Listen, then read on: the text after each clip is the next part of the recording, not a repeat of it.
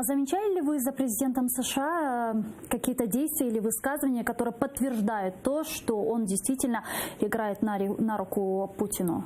Ну, начнем с того, что вот такая странная поездка в Хельсинки, например, когда была встреча Трампа и Путина за закрытыми дверями, абсолютно ничем не обоснованная, не было ни предмета встречи, никто не знает, о чем они там говорили. Вот такие вот вещи, которые Дональд Трамп может сесть в самолет и поехать, там даже документы не были подготовлены к этой встрече.